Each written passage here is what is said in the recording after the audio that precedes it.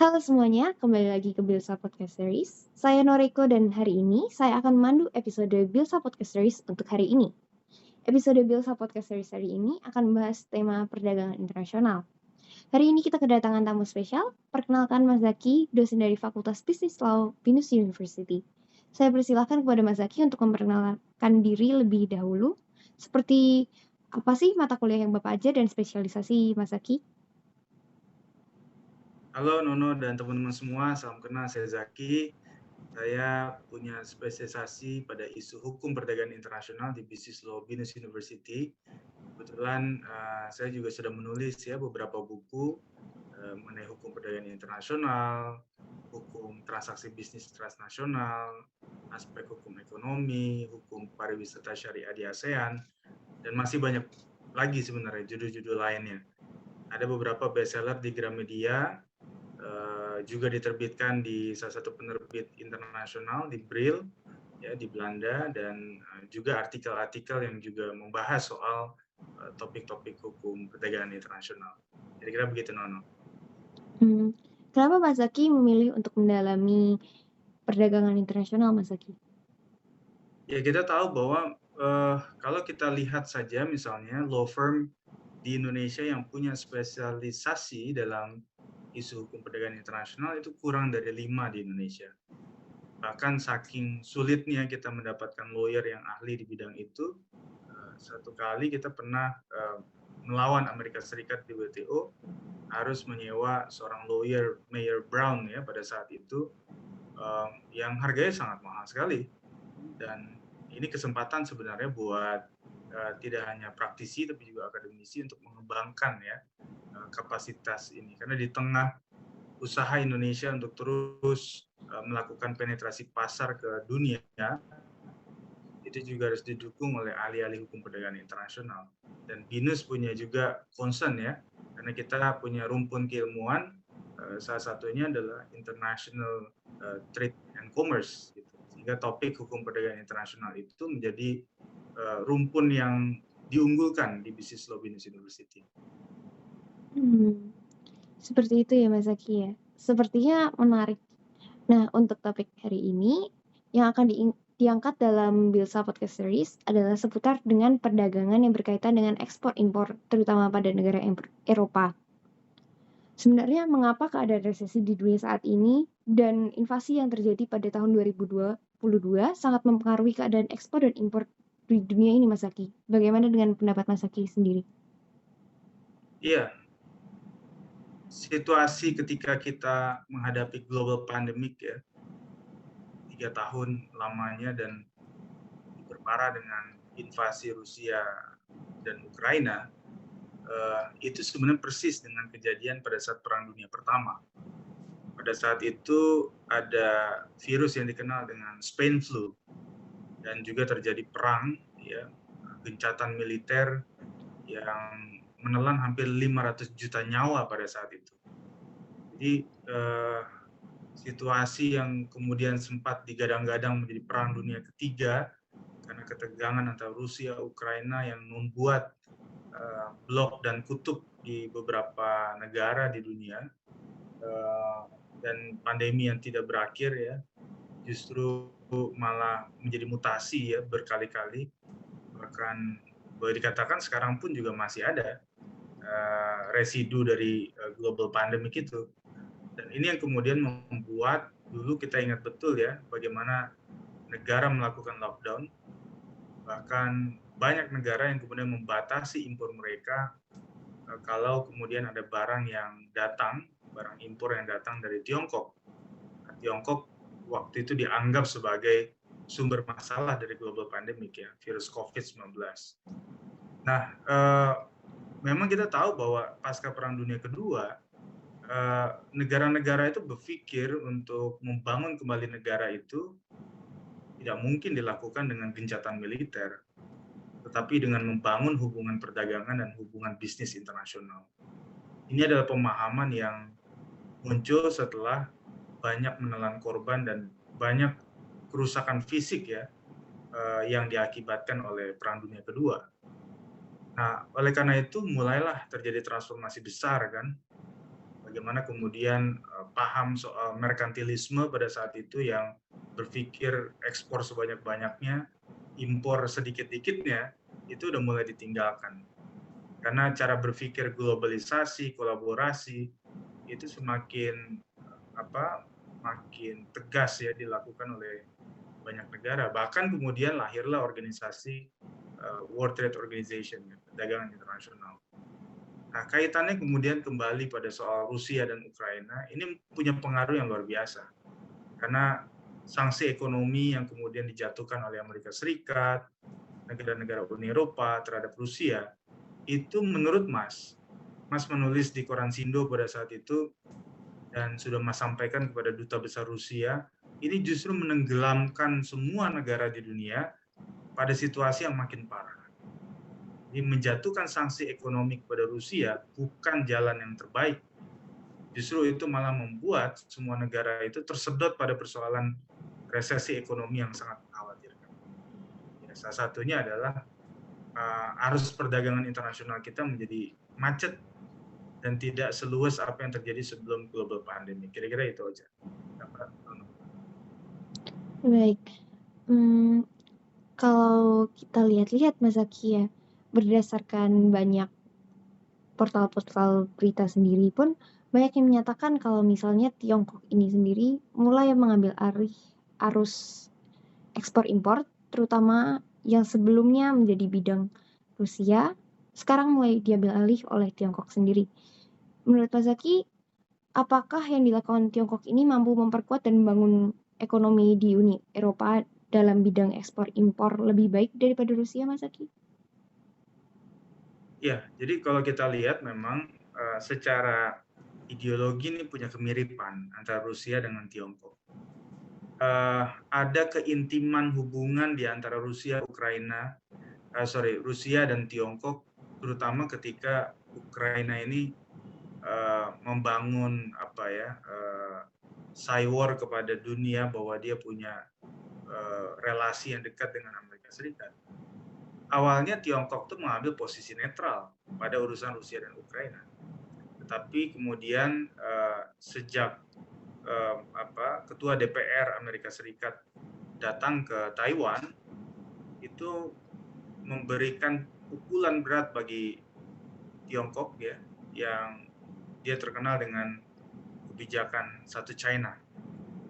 Nah, karena kemudian dia menganggap bahwa Amerika Serikat melakukan intervensi terhadap kemerdekaan Taiwan, maka Tiongkok mengambil langkah untuk kemudian, dalam hal Rusia, Ukraina, kata netral udah nggak berlaku lagi bagi Tiongkok. Saatnya mengambil sikap. Dia memilih posisi netral atau memilih sikap mendukung Rusia. Nah, kita tahu bahwa terakhir-terakhir ini teknologi Uni Eropa itu sangat bergantung pada perusahaan-perusahaan China. Banyak perusahaan Tiongkok di Uni Eropa yang kemudian cukup berperan sangat signifikan ya, terutama dalam urusan teknologi tinggi, dan ini yang kemudian mempengaruhi juga urusan kekayaan intelektual. Nono, ada satu isu yang kemudian muncul di tahun 2022 di Badan Penyelesaian Sengketa WTO antara Uni Eropa dan Tiongkok, yaitu tentang anti-suit injunction, kaitannya dengan hak paten ya, teknologi tinggi. Ada penerapan yang agak berbeda antara civil dan cumulosus, pengaruh dari pengadilan Tiongkok untuk menghentikan perkara perusahaan Uni Eropa menggugat misalnya, atau pemerintah Uni Eropa menggugat perusahaan China di Uni Eropa. Ini yang disebut dengan misalnya Rex Judicata gitu. Oleh karena itu, ketergantungan yang luar biasa itu bisa kita lihat dari satu fakta bahwa pada satu saat Uni Eropa itu sempat memberikan sanksi ekonomi terhadap Tiongkok. Tapi apa dampak daripada itu semua? Kita melihat bagaimana kemudian terjadi kerugian yang begitu besar ya, ketika Uni Eropa kemudian menyatakan diri berperang dengan Tiongkok. Industri otomotif Uni Eropa itu mengalami kerugian 8,47%. Misalnya. Transportasi mereka rugi 5,14%. Bahkan misalnya soal teknik mesin mereka juga rugi sekitar 4,34%. Nah, ini menunjukkan bahwa Tiongkok ini bukan negara yang gampang ditekan ya, diberikan ancaman ya, threat oleh Uni Eropa. Tapi Uni Eropa itu sudah sempat menelan pil pahit ketika berani kamu berseberangan dengan Tiongkok, maka negara kamu akan mengalami kesulitan itu sendiri. Jadi kalau kita lihat misalnya intelijen Amerika Serikat itu beberapa hari terakhir itu menangkap bahwa ada kemesraan yang sangat erat antara Rusia dengan Tiongkok. Beberapa pengamat mengatakan bahwa ini apakah bulan madu yang singkat atau bulan madu yang akan sakinah mawaddah warahmah panjang, kira-kira begitu. Ya, kemudian akhirnya ini menunjukkan kalau sudah ada keintiman hubungan antara Rusia dengan Tiongkok, maka Uni Eropa, Amerika Serikat itu wajib waspada. Karena mereka sedang membangun sebuah poros kekuatan namanya BRICS.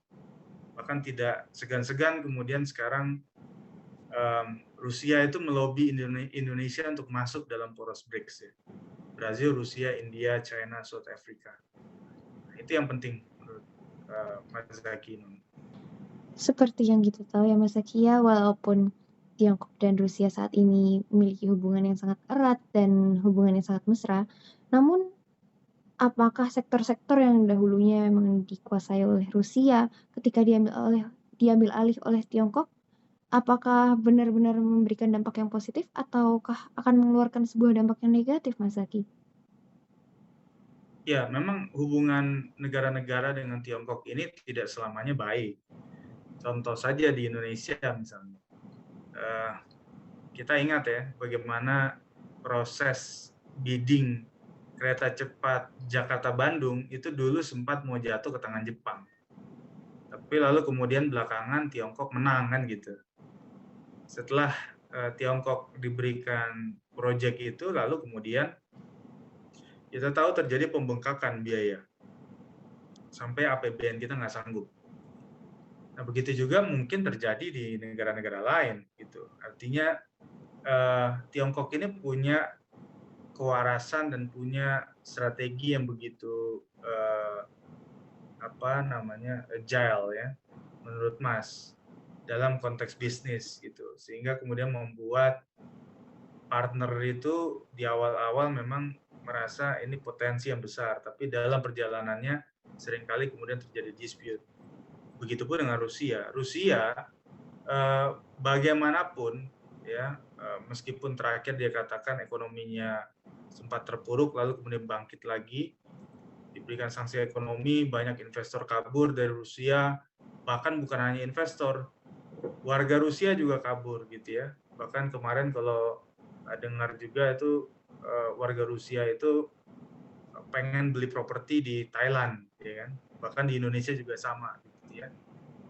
Lebih baik dia pindah dulu sampai perang Rusia Ukraina berhenti ya, meskipun kemudian warga Rusia itu dikenakan sanksi, diblokir rekeningnya, sehingga dia akhirnya dulu di Bali itu banyak yang jadi gelandangan juga kan, karena dia nggak punya uang sama sekali gitu. Nah ini yang kemudian patut kita lihat gitu, bahwa pengalaman partnership dengan Tiongkok ada yang kemudian berimplikasi positif, ada juga yang kemudian menciptakan persoalan baru gitu ya. Begitupun yang menjadi pengalaman dari Indonesia sendiri. Dengan Rusia pun juga punya dua kemungkinan tadi, implikasi yang positif dan juga negatif ya di kemudian hari. Ini tergantung bagaimana kemudian Putin itu juga bisa mengimbangi kekuatan dari Xi Jinping agar kemudian partnership ini memang partnership yang equal, yang memberikan mutualisme yang baik kepada masing-masing negara. Begitu kira-kira. Kalau menurut Mas Zaki sendiri, dengan apa yang dilakukan Tiongkok dan Rusia ini untuk sama-sama mengadu kekuatan mereka sendiri, Mas Zaki, apakah hal ini sendiri akan memiliki dampak jangka panjang terhadap Uni Eropa, Mas Zaki?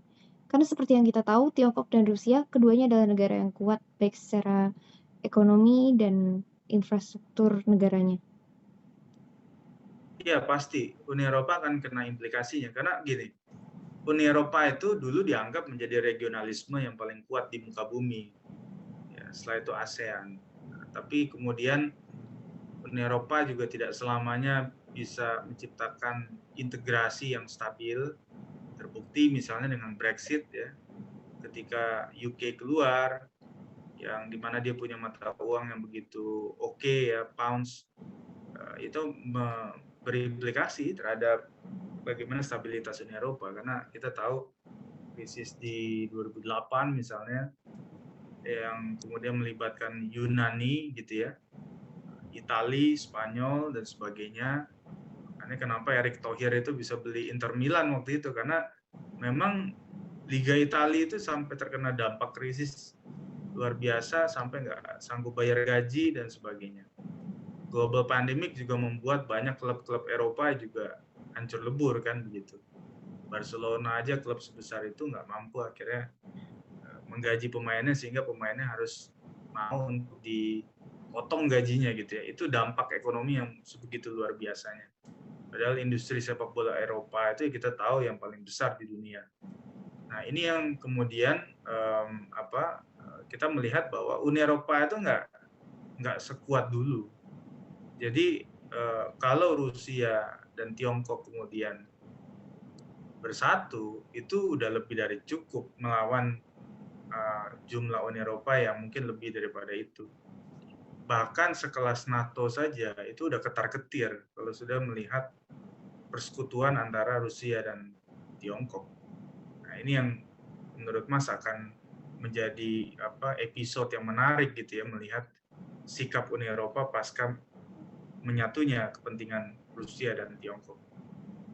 Kalau tadi Mas Aki bilang sendiri, ada satu saat ketika Italia benar-benar mengalami sebuah penurunan ekonomi ya Mas Aki ya.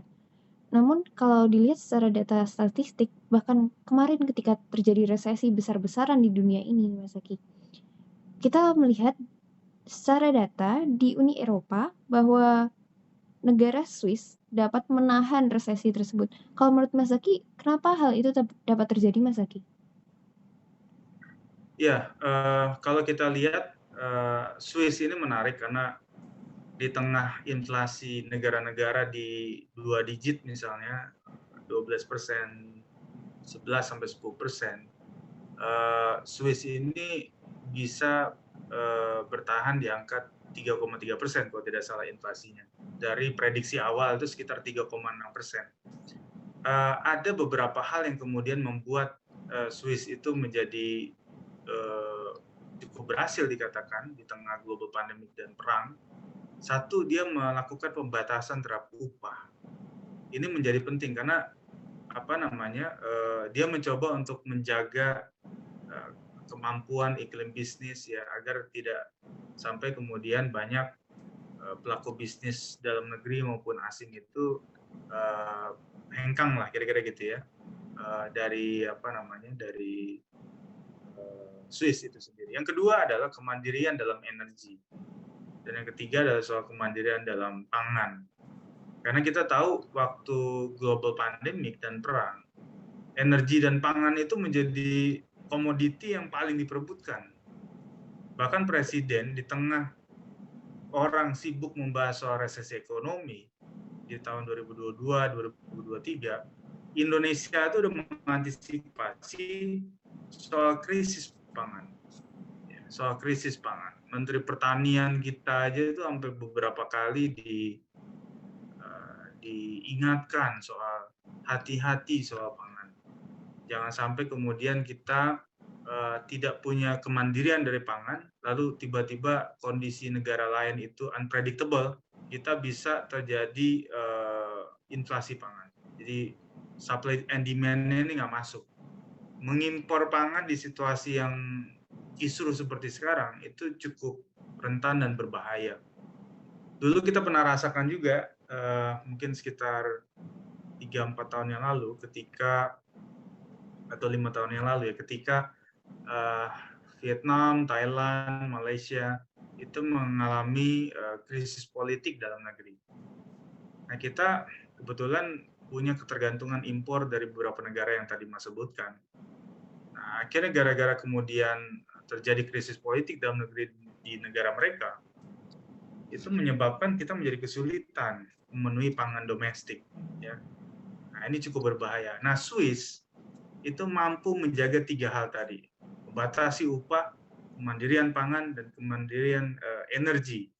Sehingga ketika negara lain itu mengalami krisis energi, krisis pangan, Swiss bisa menjaga itu. Maka inflasi dia itu terjaga di 3,3%.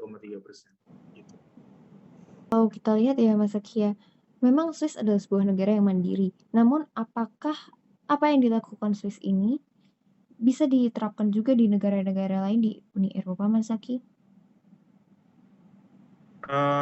Agak sulit sih ya ketika semuanya bisa meniru Swiss, walaupun itu bisa menjadi rekomendasi yang baik. Kenapa? Karena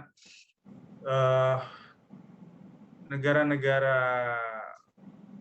industri ini, mereka itu tidak punya raw materials. Itu perkaranya. Contoh kenapa kita perang sama Uni Eropa, Indonesia yang kemudian kita sebut dengan nikel di WTO, meskipun kita kalah ya di panel WTO dan akan banding di appellate body WTO, karena dia nggak punya bahan baku, kita stop ekspor nikel bahan mentah, dia kelabakan, industrinya mati karena bahan bakunya nggak diekspor ke Uni Eropa, ya. Dan kita berusaha membangun smelter di dalam negeri agar kita bisa mengekspor finished product gitu ke pasar luar negeri, sehingga kita bisa dapat income yang jauh lebih besar, berkali-kali lipat buat Indonesia. Nah, ini yang jadi persoalan. Isu pangan, isu energi itu isu yang amat penting bagi Uni Eropa. Kita tahu bahwa Rusia ini penghasil minyak yang gak kalah sama Arab. Nah, makanya kemudian dengan dia memberikan sanksi ekonomi pada Rusia, ini jadi repot. Ya, krisis energi ini dihadapi oleh Uni Eropa. Jadi kita bisa merekomendasikan itu apa yang dilakukan Swiss, tapi agak rumit kayaknya mengimplementasikan itu bagi Uni Eropa karena ya tadi sumber daya yang memang dia nggak kuasai karena sumber dayanya dimiliki oleh negara lain kan gitu. Namun menurut Mas Zaki sendiri dengan keadaan-keadaan seperti ini, dengan invasi dari Ukraina ke Ukraina yang terus-menerus terjadi, Mas Zaki, kemudian dengan seperti apa yang tadi Mas Zaki sampaikan, dengan Uni Eropa yang tidak memiliki bahan baku mentah, Mas Zaki, apakah hal ini dapat memperparah keadaan inflasi di Uni Eropa, Mas Zaki? Ya, sejauh kemudian pandemi yang masih terus bermutasi, tidak 100% selesai, perang yang masih berlanjut gitu ya, Mas pikir ini juga akan terus menggerus ya ekonomi Uni Eropa karena membangun stabilitas ekonomi itu ya dengan kolaborasi, membangun partnership, kebersamaan, makanya ada multilateral, regional, bilateral ya. Tetapi ketika itu tidak dilakukan, dia terlalu ego terhadap kepentingan yang sebenarnya tidak memberikan keuntungan bagi warga negaranya, ya itu akan menyebabkan dia akan semakin terseret pada persoalan inflasi dan inflasi yang tinggi dan juga resesi ekonomi. Dan jangan-jangan bukan hanya Inggris yang nanti keluar dari Uni Eropa, tetapi negara-negara lain akan terkena dampak dan tersulut untuk kemudian menjadi disintegrasinya Uni Eropa, gitu ya. Karena Amerika Serikat ini kan kadangkala dia nggak punya tanggung jawab yang penuh, gitu ya. Kita ingat betul Joe Biden itu berjanji banyak terhadap Ukraina, tapi sempat juga dikritik oleh Zelensky. Nah, ini cuma ngomong aja dukung-dukung, tapi senjatanya nggak dikirim, duitnya nggak dikirim, kan kira-kira gitu. Nah, itu yang membuat akhirnya sempat ada ketegangan, meskipun akhirnya kemudian Zelensky datang ya di Kongres Amerika gitu ya, menyampaikan statementnya, bertemu dengan Biden, terjadi kemudian kunjungan balasan dan seterusnya, ada bantuan yang kemudian diberikan juga dan seterusnya. Itu adalah bagian dari implikasi yang kemudian terjadi. Tapi sejauh kemudian Zelensky tidak bisa meredam egonya, itu akan sulit gitu. Karena perebutan kekuasaan Ukraina itu ya perebutan antara Amerika dan Rusia. Nah, makanya ini menarik juga, dan pendudukan terhadap Ukraina ini juga termasuk lama juga ya, lebih dari setahun mungkin. Gitu ya. Ini yang kemudian juga harus kita lihat. Kalau ini tidak dihentikan, maka situasi dunia akan makin kacau, terutama dari sisi ekonomi. Jadi kalau menurut apa yang Mas Zaki sampaikan tadi, aku dapat menarik kesimpulan ya Mas Zaki ya, kalau misalnya Uni Eropa ini sendiri sangat bergantung dengan ekspor dan impor yang terjadi ya Mas Zaki ya. Apakah benar? Iya, betul sekali. Contohnya tadi Indonesia yang stop ekspor boksit, ya, nikel, itu membuat industri Uni Eropa dan para pekerja di Uni Eropa itu mengalami kerumitan ya. Mereka nggak bisa produksi karena bahan mentah yang tadinya berasal dari Indonesia itu di-stop. Menurut Mas Zaki, ini merupakan sebuah hal yang cukup unik ya untuk melihat Uni Eropa cukup kesusahan dalam bidang ekspor dan impor. Ya, jadi kurang lebih sekian ya Mas Zaki ya. Terima kasih sudah mengisi Bilsa Podcast Series untuk topik kali ini. Saya berterima kasih banyak Mas Zaki sudah meluangkan waktu untuk mengisi topik podcast kali ini. Sama-sama Nono, terima kasih banyak buat kesempatannya. Semoga sukses selalu buat Nono dan Ilsa Yunus ya. Amin. Dan kurang lebih beginilah episode Bilsa Podcast kali ini. Saya ucapkan terima kasih atas perhatian yang sudah diberikan oleh teman-teman sekalian. Terima kasih banyak.